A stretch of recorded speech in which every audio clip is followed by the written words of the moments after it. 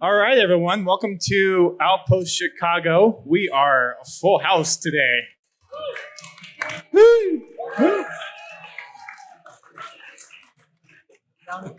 Down in front. Wow, we might need more chairs. All right, welcome to... No, they can stand. Let them suffer. Welcome to Chicago. How's everyone enjoying Outpost so far? Good? Yeah? Very nice. Well, welcome to the Foundations and Pillars of the Halo Community panel. We've got quite a few people up here. First panel stop of Chicago. So let's go ahead and dive on into it. I am Dustin Pettigrew. I go by Duststorm Online. I am the owner and host of Podtacular, which is a Halo podcast. You're next. My name is Paul. Oh, come on, guy. My name is Paul Wareheim. I go by Soterios on the internet. I worked with the community site Ready Up Live for about 8 years and ended my career there as the site manager. Now I'm just a guy on Twitter. I'm Ian. Online I go by Toe Freak, but you probably know me better as Halo Canon YouTube channel, if you know me at all. Thank you for the few people. And testing. Oh, yep, there we go.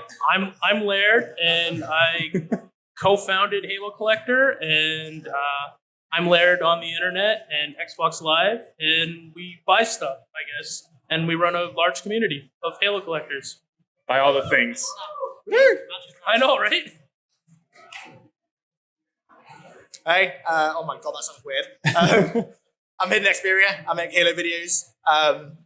That's about it, really. That sums me up. I make Halo videos. I talk about iconic lore and other stuff. And the Flood, yeah. On occasion. Yeah, and the Flood. Very rarely. Very rarely. Yeah. Flood would be really nice to have back. Just saying. Hi, I'm Josh, aka JKFire. I'm one half of HCS Pro Talk, your weekly Halo esports podcast. And I'm Will, go by IamMrMayhem, the other half of HCS Pro Talk. So we've got some fans in the crowd today for everybody up here. See how it is. All right, so we're going to go through a little bit of the history of the Halo community, and then we'll break down into what everyone's different areas are. Let's take a quick poll. How long has everyone been involved with Halo in some capacity? We'll just go down the row. 9 years. Okay. Since 2005, so 14. Since 2001. Fogey. Yeah, I'm old. Since like 2002 when Combat Evolved came out in the UK, pretty much since then, so 17 years. The podcast, about 2 years. So it's, Right? I we don't know got the what else to newbies say. at the end over there. Very nice. All right, so for those initiated, which Laird would probably be the oldest one here, who, as far as Halo community experience, the community as a whole got started with a site called Bungie.org, founded by the illustrious Claude Herrera. He was actually at our Orlando panel, and it was really cool to talk with him and get to learn a lot about how the site Bungie.org really kick-started some of the community support for Halo as a franchise, and just a lot of really cool things that the community had done ever since the beginning of Halo's inception. Halo began in 1999 with the announcement at Macworld. So it's been 20 years that the world has known about Halo, which is July, August, something like that. There's a period of months during which it was announced. Yes. And Halo as a whole is just a game that really fosters a multifaceted community. I think the number of panels and the number of people in the audience is kind of a testament to just how much breadth and depth the Halo community has to it. And another thing that really helped Halo grow is just the internet starting to be a household commodity. So everyone was able to kind of play with other people, other friends, and really get the involvement with other people around the world and have such a wonderful community and all the people that you see here today. We've even got someone from overseas. It's truly an international experience. So the first communities that were founded were mostly focused on three different aspects. The fascination of the lore, which Halo Canon and HiddenXperia can attest to a lot. The LAN party staple, so being able to go over to your friend's house or in college, go over to dorm rooms, play Halo on LAN to 3 a.m., 4 a.m. in the morning, and really just dive into endless hours of fun. And then competitive multiplayer, which kind of is covered by the end of the table there. So everything has its place. And all these three main facets of the Halo franchise really has spawned into these other little subgroups and different interests within the Halo community, which we'll talk about here in a little bit. We kind of got a little bit of a feel for what people are interested in, but what got everyone involved or interested in Halo to start with? And we'll start that way and come this way. All right, so it was actually this guy that got me interested in Halo. He's been a huge fan for a while. I was a PlayStation kid for most of my life, and then ended up picking up an Xbox, and it's been a ride since. I'm happy to be in this community and keep growing with it. I've been playing Halo since CE, but like Will was talking about, we did the podcast started about 2 years ago. I've been following the competitive side ever since it basically originated, and Will brought up the idea of doing a competitive like Halo esports podcast, and the only thing I could think to myself is I get to spend an hour of my week, hour to 2 hours of my week every single week with my best friend talking about competitive Halo. I can't say no to that. So that's exactly where that started from. Mine's got a funny story, actually. Back in sort of like mid to late Halo 3, there was a community that was really popular called HLG, where you used to basically get the lead and then hide on the other team in like super genius spots. So I was super into HLG back then, and I actually started YouTube making HLG videos. And then I figured like I did like various things over the years, like dip my toes in like some like zombie stuff, more Halo stuff, even like Minecraft and stuff like that. And then I came out to YouTube a few years ago, and I was like, right, I want to get this thing like to a position where it can be like a decent size and where it's going to be like sustainable. What's the one thing that I love more than anything in Halo? And it's the lore. Like I've been into the lore since, 2002 pretty much. So I figured, you know what? I just make Halo lore content, and I guess here we are. Hello? Who here has heard of a book called The Fall of Reach? Raise your hand. Never heard of it. So a couple people. Right. So that's how I started. And then not on console, but Halo PC. From there, I got involved in, I guess, HBO and a few other communities. It led to some employment opportunities, which some of you may have seen the content providers' content. And I can't say who that is, but if you look, you can find my name in credits. And yeah, we're here. I work part-time in game development, and I'm collecting Halo stuff now to represent. That's me.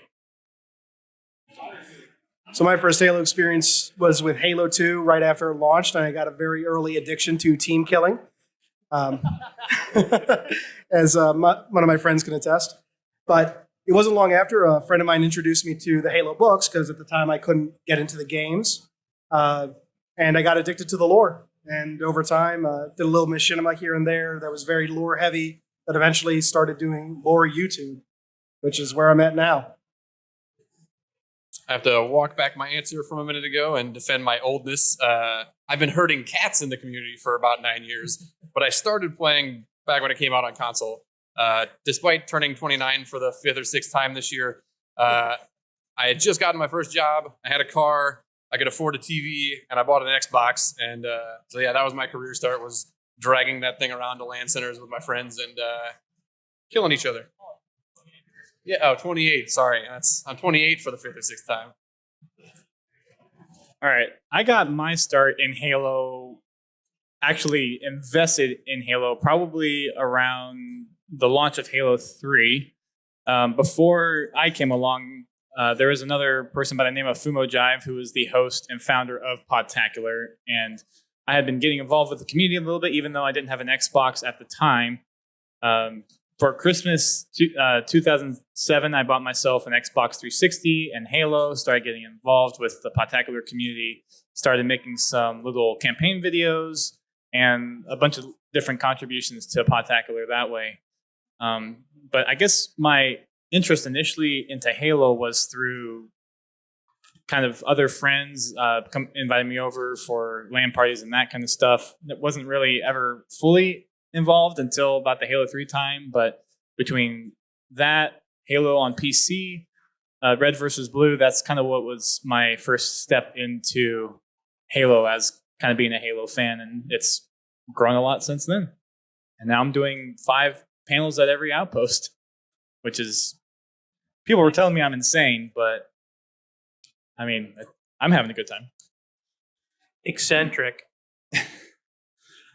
So there's a few different things that has really allowed Halo's communities to foster. Part of that being the people that are involved with the games, and then the community that's supporting that as well. Diversity and experience is a big mainstay of Halo. The fact that you have campaign, multiplayer, forge, external lore, all that stuff that really feeds into the Halo mythos and the Halo universe as a whole really gives way to having a lot of different avenues for people to really latch on to Halo. Just from an example, so Soterios here was more of a just kind of overall community. So Ready Up Live really fostered communities of a whole slew of different kinds, from artwork to competitive to campaign runs. Like Ready Up Live was one of the larger Halo communities that was really all encompassing of a lot of different things. It was just memes, all memes. I thought that was Reddit. Or you started that and Reddit took the idea. Maybe. And then you have HiddenXperia and Totem Freak, who are really involved and invested in the lore, really diving in and speculating on truly iconic pieces of fiction. Yes, I use the term. I'm never going to hear the end of that word. You're going to have to walk this earth. I'm never going to hear the end of it. Then you have Laird, who is heavily involved with the collector's scenes, all kind of the statues, constructibles, opposable figures, legendary editions, consoles, all that kind of stuff, helps foster that community. And also, like you said before, has gone into game dev a little bit, so has had some experience there. And then at the end with Josh and Will, really focusing on the competitive side, the multiplayer side of things, and really bringing a new, fresh perspective to competitive Halo. So all these different varieties of experiences really is a testament, I think, to how Halo has really fostered that growth. So the evolution of the game. So we have a few people here from Halo CE days, from Halo 3 days, Halo 4 days. There's a lot of different features that are in Halo 5 now that were not in Halo 1. Forge, Theater, being able to go and do online matchmaking, a whole bunch of different things that have really improved the play space. Some other things that have also kind of helped along with that too is some of the ARG stuff and the novels. So really having that deeper lore piece to really dive into if you care to do that. Oh my gosh.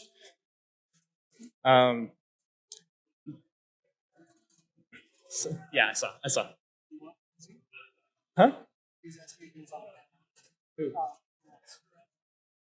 No. Another thing that Halo really benefits from is there's a mutual developer and community relationship. You'll see a lot of the developers around here, especially at Outpost, but they're not just here. They're also at other conventions. They're at other events, whether it's Xbox events or game launches. They're very friendly. I know all of us here have had a chance to meet several of the developers, and they're just like you and me. They're down to earth. They really appreciate the fans. They really care about everything that is going on in the community. And Bungie really helped start fostering that with the Hump Day challenges. Laird probably has some stories behind that if you care to share. Only one. I think I played in a Hump Day challenge in 2009, and we got our butts kicked a lot. That makes sense. Sure. Another thing is for a lot of the community creators and content creators out there, they showcase content. So Bungie did that with their weekly updates. 343 does that with their community updates as well. And those things are very long these days. Yeah, shout out to Misplaced Yank, Sam. Yep. Woo. There's a lot of content. So if you guys read the community updates and the community spotlights, you'll see a lot of community created content in there. So it just goes to show that there is a lot of passion from the developers on what the community is producing and making and doing with the franchise, really. Yeah. And if you have content of your own that you want shared, tag it with hashtag Halo Spotlight. Might appear on the 343 website. Yeah. At Halo Waypoint. I mean, the reason that we're here doing this panel is because the studio cares about what we have to say. Yeah, another thing is like never think that you've sort of like missed the boat with making content. Like I remember back in like 2012 when YouTubers were starting to like fully blow up, people were saying like, oh, like if you're not started already, you've missed the boat. Like you've never missed the boat. There's always going to be like an audience there if you make content that's good and that people are going to enjoy. Like there's always going to be people there that want to watch it. So never be scared to like start making content, whether it's like videos or art or like writing or whatever. Like, never be scared to just start whenever.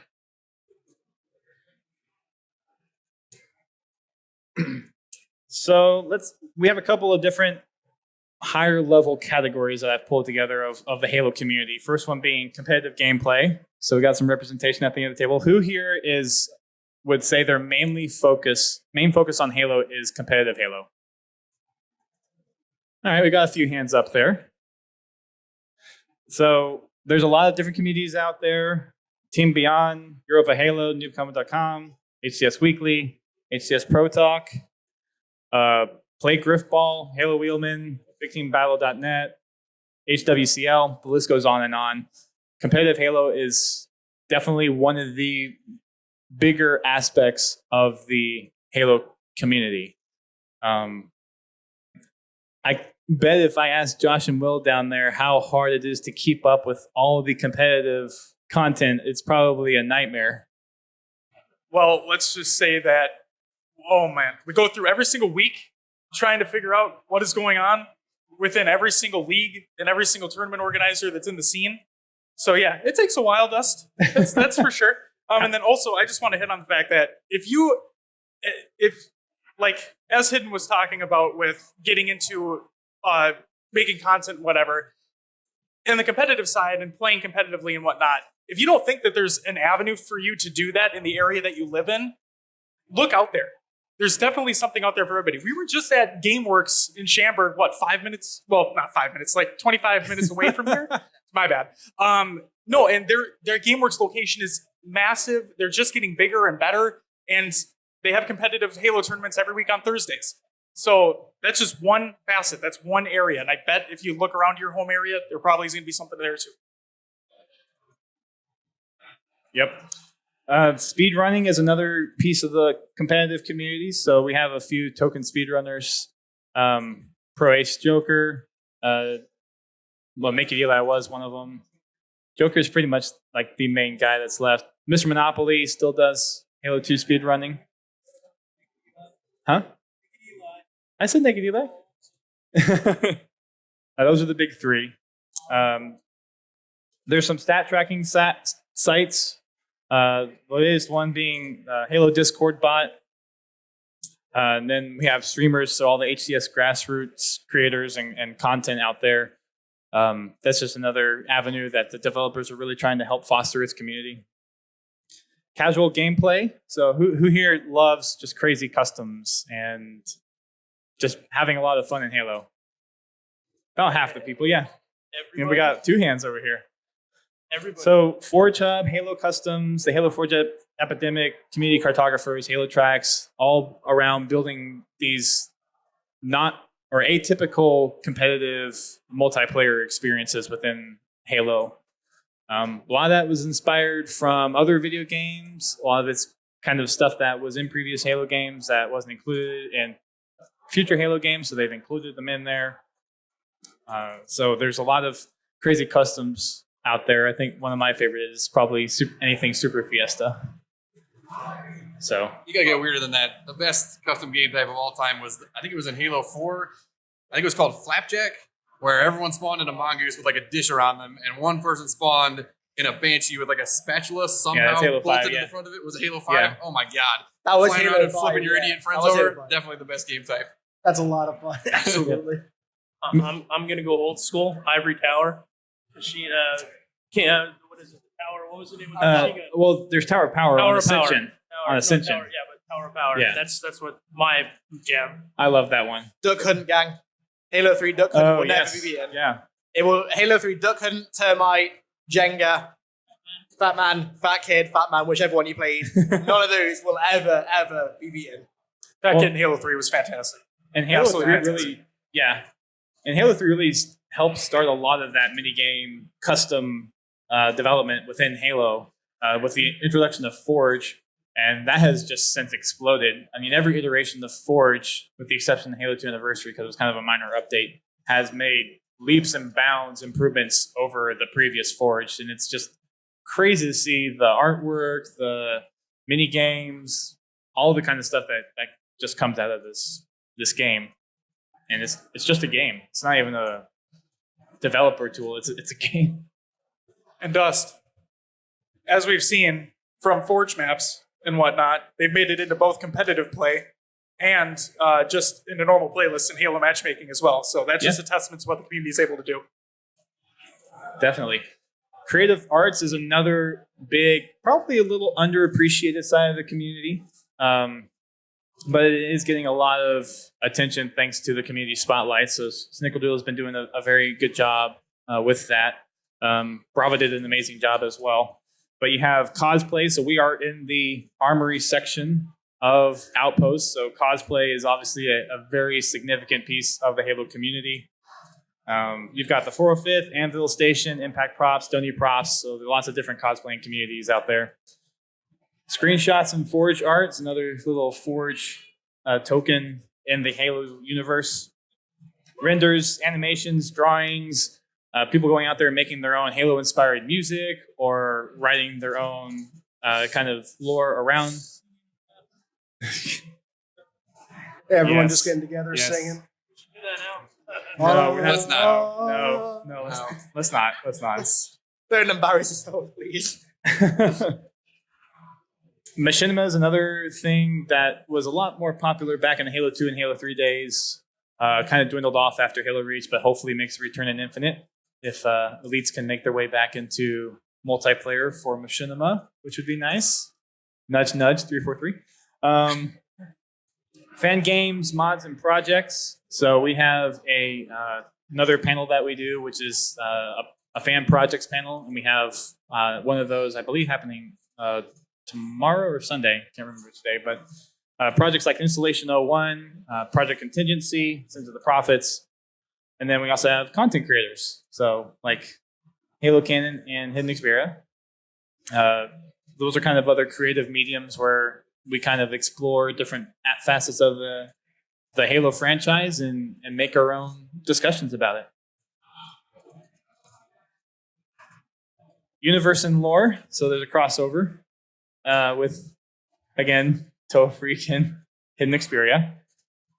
But there's a whole lot of resources out there as well. So there are people that know the lore in excruciating detail.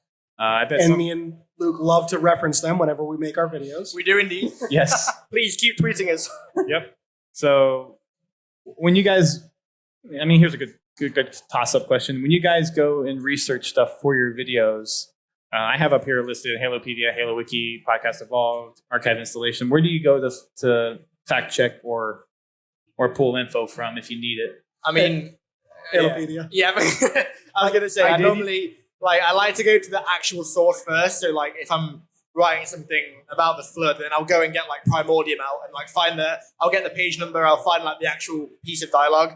But most of the fact checking is Halopedia. Like I was gonna say, like it really is the best source for making sure that your lore is like bang on. Or it's good for like if you don't remember many a time I'll know a fact in my head, but I can't remember where it's from. So I'll go to Halopedia, I'll find it, source it, double check it in the original material. Yeah, that's what I like to do as well. I like to be doubly sure that it's right. But most of the time, Halopedia is just like perfect for that. Yep. And I did used to use the Halo Wiki for a while too. It had, both Halopedia and Halo Nation had their ups and downs. Yeah. So they recently merged. So now Yes, there's one. they did. I'm very happy to say. Yeah. Makes things a lot easier. There's all-encompassing communities, so halo.bungie.org being the original community site has a lot of different avenues if you can get past the interface. The Halo subreddit, Ultimate Halo, the Halo Hub, all places that are trying to promote and share content of any kind, whether it's official or community-made. And then we have collectors. So Laird and I dabble in collecting a little bit. I wouldn't say I'm a representative of the Halo collector group, but I definitely have my own things I spend my money on. I enable him. He does. You enable a lot of us. So Halo has a lot of impact on the community.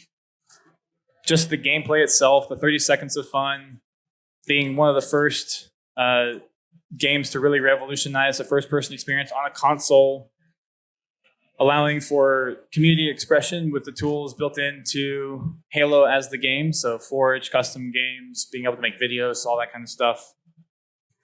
And a lot of just other different avenues that both the franchise, whether it's the games or the external fiction or events like Outpost or just whatever the community has sought out to take upon themselves and make, there's just a lot of things that Halo as a franchise really does to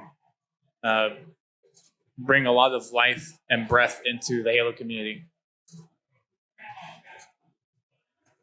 And it's an ebb and flow back and forth. So the community has also had an impact on Halo. Biggest, most apparent way of that is a lot of the playlist updates and refreshes. So whenever you see a new custom map or a game mode within Halo, that's usually done by a community member with a little refinement from 343. So that's one of the very apparent ways that community content makes its way into the Halo experience. You have fans also developing custom game modes. So Griffball and Infection being custom games that are tweaked off of official game types within Halo, but then go on to become official game types of the game. So taking other different modes or creative modes or even a joke from an internet web series and making it a reality. Or just hoping that a bunch of people in the group will respect your house rules and switch teams when they die like they're supposed to. Yes. Classic Infection, man. MLG, Major League Gaming, also played a huge part in making Halo competitive a staple and has really helped refine and develop what really constitutes the competitive experience. And then 343 and Bungie are hiring people within the Halo community who have had good feedback and have put time and effort into really investing in the franchise, and they're picking them up left and right. So the pro team at the studio is all comprised of former Halo professionals. You have folks on the lore side. So Grim Brother 1, he used to be one of the staff at HBO. Unishek was on staff for the subreddit and streamed Infection and other little fun game types. You also have a lot of other lore folks in there as well, like the Ascendant Justice guys. So there's a lot of different pull from the community that 343 is seeing that talent, seeing what they're doing, and bringing them in to really help keep Halo focused on what the fans want and enjoy out of the game.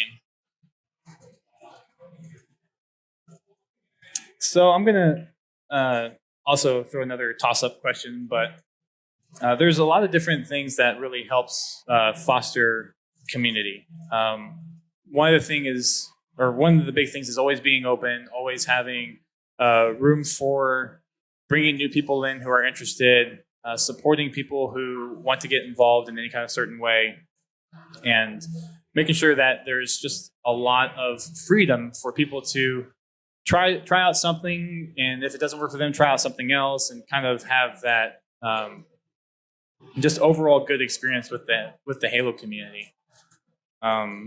So from your experience with your communities, your audiences, and that kind of stuff, what do you guys think is kind of the main draw and appeal for you guys to still bring in new people who are interested in what you're doing? Like what do you think is really that driving force for your content? I think for mine is like I've taken a bit more of a casual approach to the way that I talk about like deeper lore. And I've noticed that like a lot of people are commenting like on my videos saying like, this is crazy. Like after playing Halo 3, I had no idea there's stuff this deep. And I feel like by sort of talking about super deep stuff in like quite simple terms, it helps people who maybe haven't like read the books before or like haven't gone too deep into the terminals or anything, like actually get into it. And it's like an easy way to sort of get them into the lore and get them sort of expanding on the lore. So yeah. Yep, pretty much the same on my end there.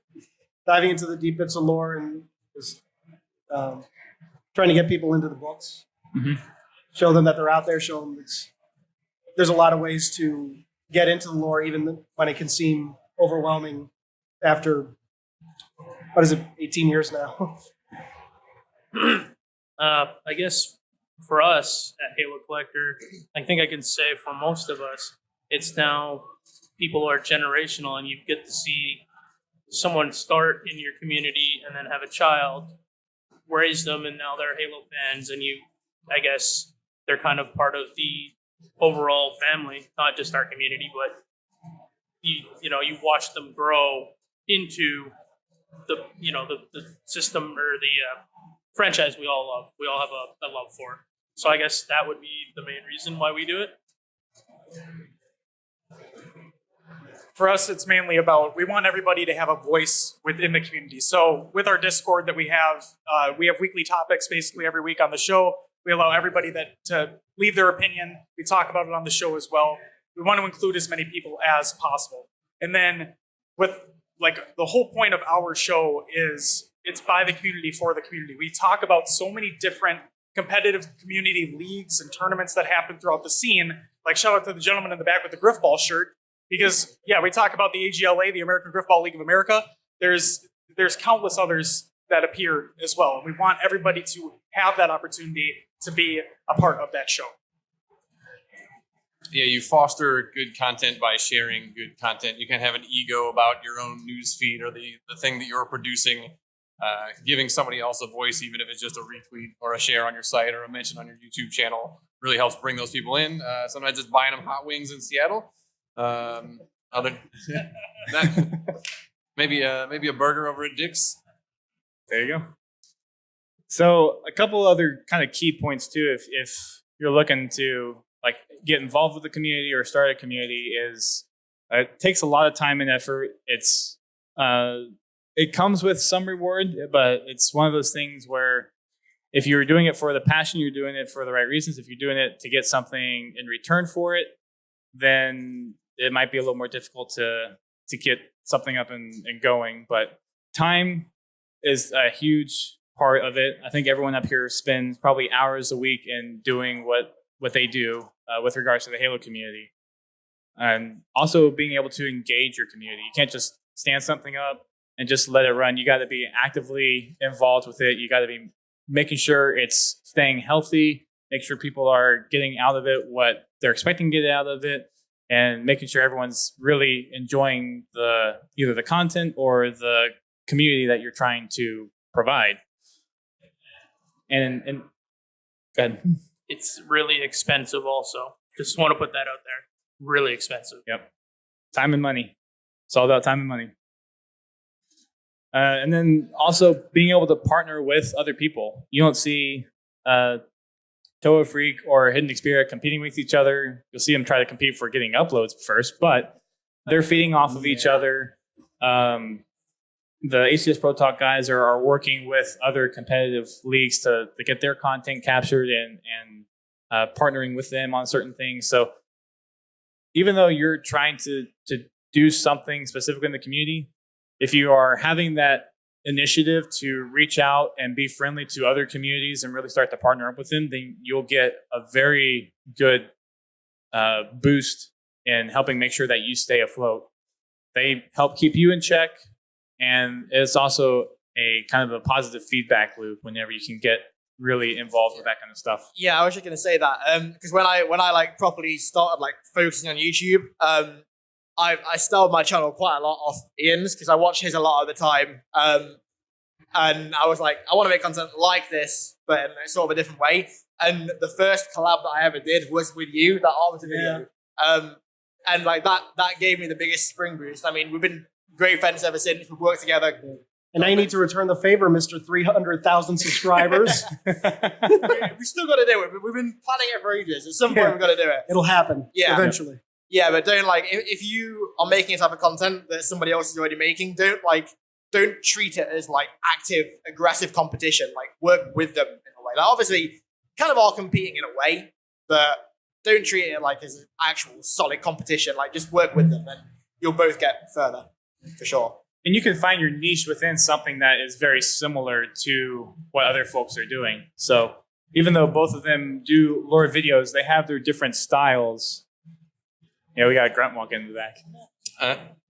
I disagree. I think that they should have to go 1v1 over at the console booth for the one true lore channel, if we could arrange that. All right. Let's go. I've talked enough, even though it is my panel. No, please keep talking. But now it's time for everyone else to share a little bit about their communities. So go ahead. Yeah, there's some people out there from the community. Ready Up Live was just like Dustin had pointed out earlier, kind of a generic community. We did started with, I'm going to say, Dan making weird internet videos, specifically Rube Goldberg machines and Halo 3 Forge. Very cool. It kind of evolved into a general community for shenanigans. Since then, it's been merged into a new company. The last word has been dropped, just Ready Up, which is kind of focusing on enabling gamers at all levels to meet, compete, and get better with each other. The latest focus right now, as the site's still kind of in beta, is a calendar, a total event calendar. So we're trying to kind of community conglomerate all competitive events and things like this that are happening right now. So you should check it out. Is that all you had? You had a big freaking...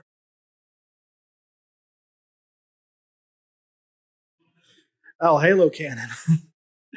Obviously, the entire community is based around the lore and trying to show, like I said earlier, avenues for getting into it. There are ways that I recommend getting into it, but there are a lot of different ways that you can't. There's no wrong way to get into Halo lore, and really, I just want to spread the good word, as it were, and get more Canonites.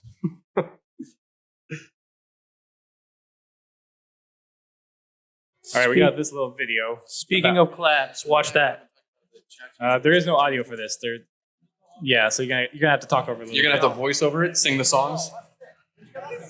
Okay, so there was supposed to be audio for some reason, but basically that is our head of Halo Collector. He's not here, but it should have audio. But anyways, Halo collecting is just you buy your thing, you show up. We don't exclude if you like Mega Blocks or if you are high-end statues. We welcome everybody. We've worked with 343 before, as you can see as a previous panel. You've got Brian and Sketch and all them there. Brian and Sketch, you say? Quiet, you. And Jeff. And James. Whoops, right. Yep. Anyways, we just have fun in our community and we give feedback on products that hopefully you guys like, and give it to 343 and other companies. So come check us out, halocollector.com. Thank you. What's some of the more rare and just kind of out there things that you guys have input on or deal with? Hold on a second. Can I say that thing that you have? That thing we looked at last night on your shelf. The piece of paper. Okay. So who here has a copy of the Halo Reach Halsey Journal?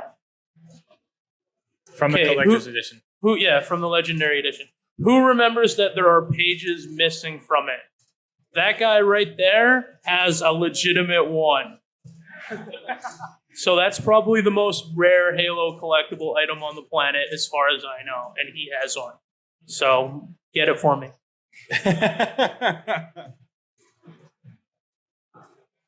So I mean, I make similar to Ian. I make lore videos as well, about pretty much like anything from like Covenant to Flood to Foreigner to like Chip to the Bow, anything and everything. I also like to, I also like to sort of like expand a little bit and do like I do quite a lot of new stuff now as well because I find that content like really, really, really fun to make. And also, like some point in the future, I'd like to start making some multiplayer stuff as well. Maybe somewhere like further down the line, but I like to sort of cover a lot of like broad spectrums of Halo content. So at the end of the day, there's a lot of people out there in each community, and I feel like getting them together in one place is kind of cool. And sort of exposing one community to another, and vice versa, is a cool thing. So, yeah. So between you, Luke, and Ian, how is the lore community from your perspective as far as like really involved with getting other people to contribute, find stuff? Like we had the latest discovery on the Infinite trailer happened this past Tuesday. Yeah. How's it seem like so many people really just dive in and contribute to this aspect of Halo? It's cool, honestly. It's really cool. Yeah. Like the amount of I always knew that Halo would one of the biggest communities of Halo would be its lore, because I mean the story of Halo is kind of like the biggest thing. But the fact that there's so many people that are like that into like the extreme deep stuff is like it's cool. It's in a way it's like it's heartwarming because it's the stuff that like the super deep stuff that you would expect no one to have really heard of or like know about. Like a lot of people do, and a lot of people want to talk about it. So Yeah. So even if they haven't heard of it, the second they do, it's like that's their inspiration. That's their jumping on point. And Yeah. Getting them into, and then just keep diving deeper and deeper. We should tell them some stories about when we have Twitter DM conversations about that kind of stuff. Oh God. That's really hardcore. All the rampant speculation and theory crafting and all that fun stuff. Just hop into DMs. Hey, just tell us the story already. All right, the HCS Pro Talk, folks. Go ahead. Thank you.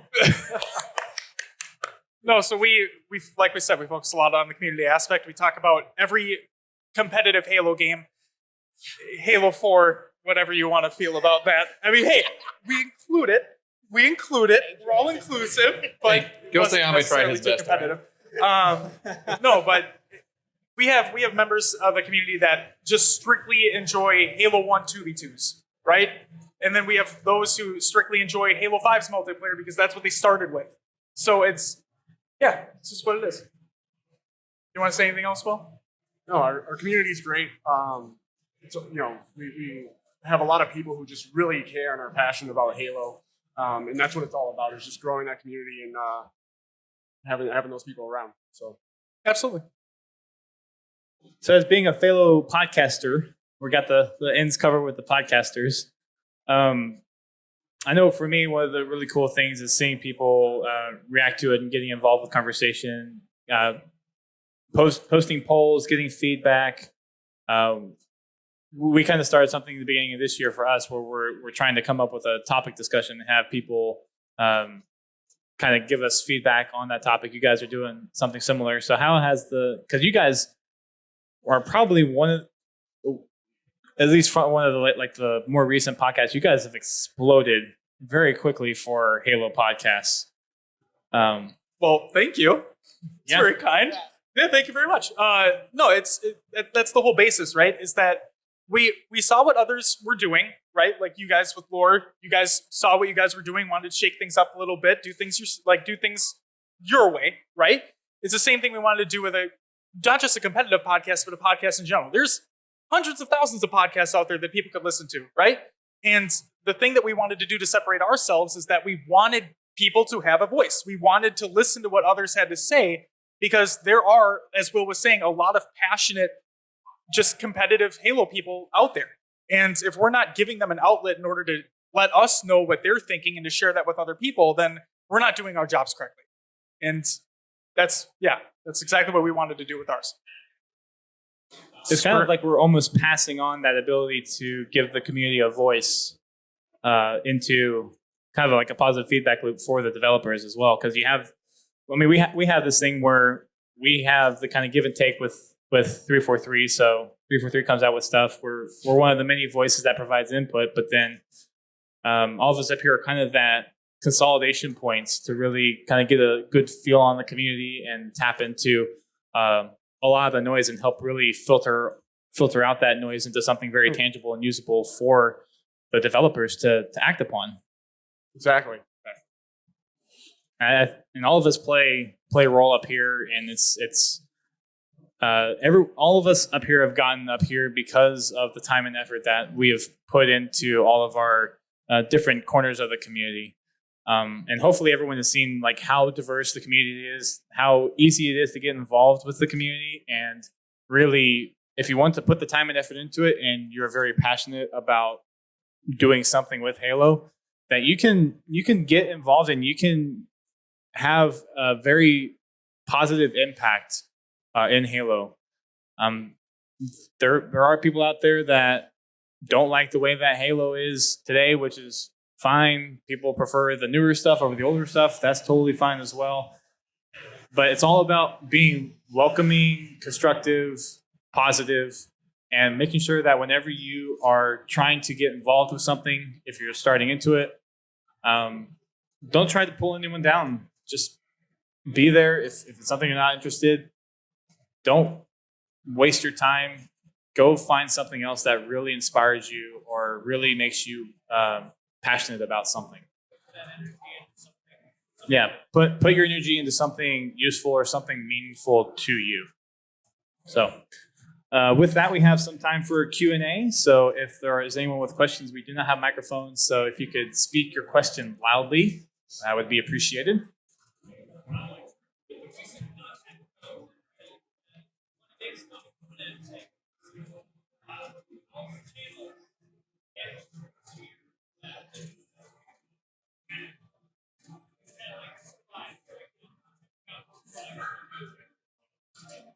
So how do we deal with content drought?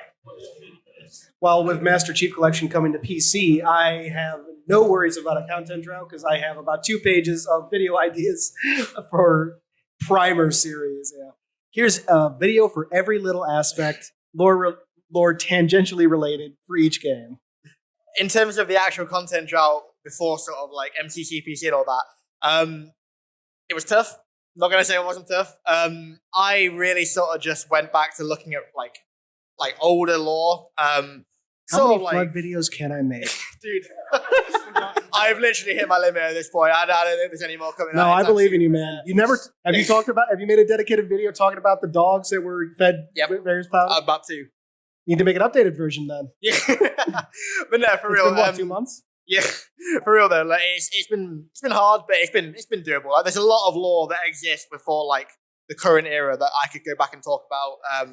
Loads of like theories and like back in the day. Still, one video that I want to make is like going through a bunch of really, really old Halo theories from like HBO from like 2001, 2002, and just look at like if any of them came true, if any of them didn't. That's another one. I love B's video as well. At some point, I'm going to do that. But yeah, to survive that, I went back and I just started focusing on like existing lore. Made quite a lot of like longer sort of like biography style videos on some characters. I made quite a long one on Faber, the Master Builder, last year. Also the odd theory video here and then. News videos as well. News videos are things that I've started doing more recently because we are in like the later period of the drought now where I've used a lot of the ideas up, and it's like news is fun to talk about. News is so fun, especially when it's something as hype as like MCC PC. Like getting hyped and then seeing everyone in the comments get hyped because you're hyped is like it's the best feeling in the world. So the content droug's been tough, but it's been interesting to say the least. It's been a fun time. It's been a fun time. I think the big takeaway there is that even in content droughts, there's usually a lot you can still do. A lot of places you can still look for content to make. Yeah, we're to talk- lucky. ideas to talk about. Yeah. It's like We're lucky with Halo that Halo has such a huge already there universe. Yeah. I have friends in other communities who recently have been through content droughts, and there's nothing there to talk about, and they literally can't make videos. Like, we were lucky with Halo that Halo has like 17 years or 18 years of like hugely vast, expansive lore that's already out there that is just like begging for someone to make a video about it. So we were very, very lucky in that sense. Well, and there's a lot of content out there with the novels and the comics and all that kind of stuff that really helps keeping the feed from the lore perspective. But for us, our tagline for Podtacular is the unofficial Halo Universe podcast. So we're not just talking about official stuff, but there's so much community. There's so much community content out there from what you guys create that we could have a podcast probably for the next 3 years on something different, whether it's a community project that's being developed or someone new getting into the scene, someone making some artwork in Halo, someone composing some music, like anything that we talked about in the slides. If there's someone out there making stuff, there's a story behind that. There is someone who's put time and effort into making something that is within the Halo universe. And each one of those stories can potentially have a spotlight, and at some point does deserve a spotlight. It's just a matter of finding the time to get it all in there, because there is so much content to work with. Alternatively, you could just make weird Minecraft videos, but use Halo skins while you're making weird Minecraft videos. You can survive between Reach and 4 for that, I think. I feel like that happened to somebody, I don't know. On the competitive side, there's tournaments happening all the time, regardless of what game it is. Yes, Halo 5 may have taken a step to the wayside, but there's a resurgence with Halo 3. There's Halo 1 side tournaments happening. There's Halo 5 side tournaments happening. When Reach comes back on PC and when MCC comes on PC, there's probably going to be tons of community tournaments and leagues happening there. It's just, I don't think there's ever going to be, for our show specifically, I don't think there's ever going to be a drought necessarily, considering how much is still going on. And the leagues and the communities that are just popping up all the time. Because we have Halo Draft League, which sticks with Halo 5 primarily, and they do a draft style system. So players are put into a pool, they each have a price, they have a captain, so on and so forth. You have AGLA, American Griffball League of America. And they did Halo 5 Griffball, then are doing Halo 3 now, because Halo 3 has a little bit of a competitive resurgence as well. And then UGC's Atlantic City's coming up. And that's going to have Halo 1 side tournament, Halo 5 side tournament, European Halo scene. There's an ungodly amount that is still happening. Yeah, the Microsoft Store tournaments as well. That's another great point. Actually, one is happening, tomorrow? Yeah, exactly. So all over the country, Microsoft Store tournaments, if you have one around you, go ahead and check it out. You can go ahead and compete, potentially win some prizes, meet some cool people. It's just, there's so much. So I'm not worried about having a drought in content for us. Good question. Next question? No other questions, really. I got a question. When's my ODST Firefight tournament gonna start? Give me that, you competitive community. What was they had the big team battle bonanza at the HCS Invitational. So, I guess anything could technically become competitive in a sense.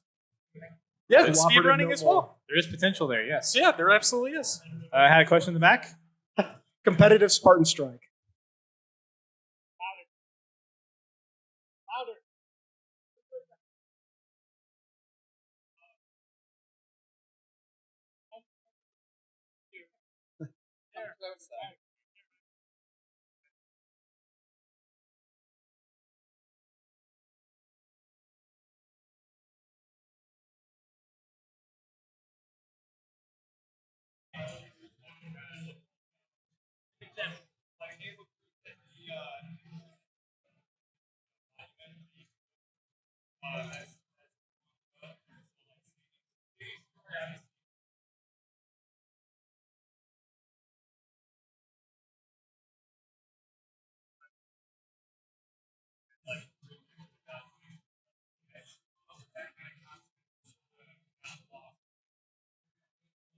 Yeah, that's actually a great question. So Yeah. the whole thing was about, for anyone who might not have heard, is lost lore content, like stuff like the ODST interviews, Sadie's story to some extent. You had one other example. What was it? Living Monument for Halo CEA. Yeah. Yeah. So the Halo wikis are key in a lot, like in trying to either resurrect or preserve a lot of that, like the Halo Wars pre-launch site. Oh yes, Believe. Are you talking about from the Believe trailer? Believe. Sorry. Yes, thank you. Yeah. Yeah. Yeah, but yeah. I'm pretty sure HBO, Halo.bungie.org, they have some quite old things archived. I'm pretty sure. I know that they have all the Cortana letters archived from like pre-Halo CE. So they might have it, but yeah, wikis and pedias are like the best thing to keep those things alive.